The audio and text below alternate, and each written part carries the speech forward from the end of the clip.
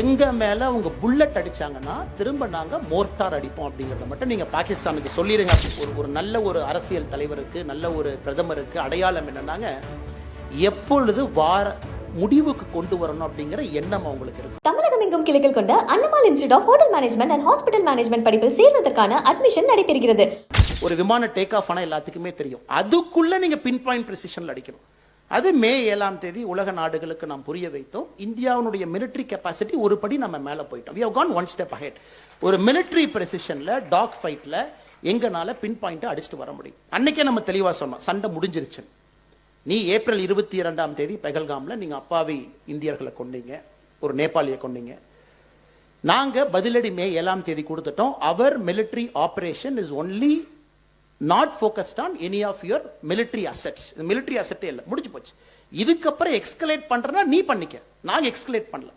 எங்க வேலை முடிஞ்சது, நான் வந்துட்டோம், பதில் சொல்லிட்டோம், தீவிரவாதிகள் உயிர் எடுத்துட்டோம், அவர் planes will return to hangar, நாங்க அமைதியா இருக்க போறோம். அதன் பிறகு பாகிஸ்தான் அவங்க சிவிலியன் பிளேஸ் அடிக்க ஆரம்பிச்சாங்க, கண்டமேனிக்கு தாக்க ஆரம்பிச்சாங்க, ட்ரோன்ஸ் போட்டாங்க, கண்டினியூஸா escalation, ஸ்வாம் of drones 8th 9th. இதில் ரொம்ப முக்கியமான விஷயம், ஜேடி வான்ஸ் அமெரிக்காவுடைய வைஸ் பிரசிடென்ட் அவங்க ஃபாக்ஸ் நியூஸுக்கு ஒரு இன்டர்வியூ கொடுக்குறாங்க. இவங்க 2 பேரும் சண்டை போடுறாங்க, நாங்க இன்டர்ஃபியர் பண்ண மாட்டோம், அது எங்க வேலை கிடையாது. அப்படி இருக்கும் பொழுது ஜேடி வான்ஸ் எதற்காக 9ஆம் தேதி காலையில் பாரத பிரதமர் நரேந்திர மோடி அவர்களுக்கு தொலைபேசி மூலமாக பேசினாங்க. If you look at the sequence of events, என் கையில் அது இருக்கு, எந்த டைமுக்கு பேசினாங்க, கவர்மெண்ட் ஆஃப் இந்தியா சொல்லியிருப்பது இது வரைக்கும். மே 9ஆம் தேதி ஜேடி வான்ஸ் அவங்க பாரத பிரதமர் நரேந்திர மோடி அவங்ககிட்ட பேசி என்ன சொல்றாங்க, ஆஃப் ரேம்ப் வெளியே வாங்க, சிச்சுவேஷன் எக்ஸ்கலேட் ஆயிருச்சு, நீங்க உங்களுக்கு தேவையோ என்ன அப்ஜெக்டிவ்ஸ் நீங்க மீட் பண்ணிட்டீங்க, பாகிஸ்தான் அடுத்தடுத்த எக்ஸ்கலேஷன் அல்ல லேடர் ஆஃப் எக்ஸ்கலேஷன் வேகமா மேல மேல மேல போறாங்க, அதனால நீங்க வெளியே வர பாருங்க. மோடிஜி ஹிந்தியில ஒரு வார்த்தை சொல்றாங்க. இன்னைக்கு நிதின் கோகலே அவங்க ஒரு பாரதிய ஜனதா கட்சி ஈவெண்ட்ல காலையில பேசினாங்க, சீனியர் ஜேர்னலிஸ்ட், அவங்க அந்த வார்த்தையை சொன்னாங்க. அதாவது எங்க மேல அவங்க புல்லட் அடிச்சாங்கன்னா திரும்ப நாங்க மோர்டார் அடிப்போம் அப்படிங்கறத மட்டும் நீங்க பாகிஸ்தானுக்கு சொல்லிருங்க அப்படின்னு 9ஆம் தேதி பிரதமர் அவர்கள் ஜேடி வான்ஸ் அவங்ககிட்ட பேசுறாங்க. நான் கமிட்டல் ரிப்ளை, இல்ல நாங்க நிறுத்த மாட்டோம்.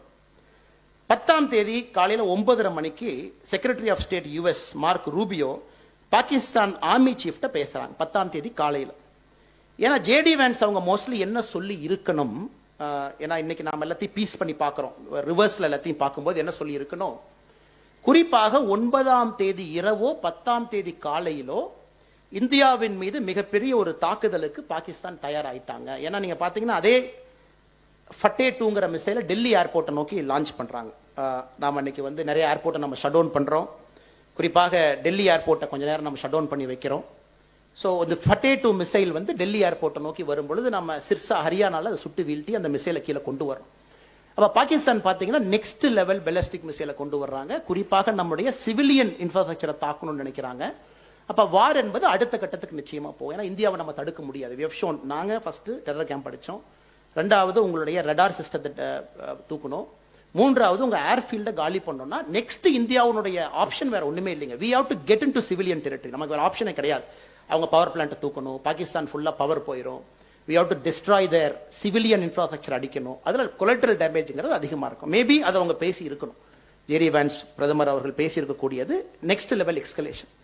ஸோ பிரதமர் அவர்கள் மிக மிக தெளிவாக கடைசி அதெல்லாம் முடிந்த பிறகு 2 நாட்கள் கழித்து நாட்டு மக்கள்கிட்ட பேசும்பொழுது கூட தெளிவாக சொன்னாங்க, நாம முதல்ல இருந்து பாகிஸ்தானுடைய சிவிலியன் இன்ஃப்ராஸ்ட்ரக்சர் மேல நம்ம கையே வைக்கல. அதன் பிறகு உங்களுக்கு தெரியும், மே 10ஆம் தேதி மத்தியானம் 12 மணிக்கு US செக்ரட்டரி ஆஃப் ஸ்டேட் பிரதமர்கிட்ட பேசுறாங்க. 3:30 மணிக்கு சவுதி அரேபியாவுடைய ஃபாரின் மினிஸ்டர் மே 10ஆம் தேதி ஜெய்சங்கர் அவங்ககிட்ட பேசுறாங்க. 3:35க்கு பாகிஸ்தானுடைய DGMO இந்தியாவுடைய DGMO பேசுறாங்க. 5:35க்கு US பிரசிடென்ட் டொனால்ட் ட்ரம்ப் அவங்க ஒரு ட்வீட் போடுறாங்க. ஸோ இதுதான் டைம் லைன். ஸோ நமக்கு தெளிவாக நாம் புரிந்து கொள்ள வேண்டும், இதுல ஒரு ஈகோ இஷ்யூ கிடையாது.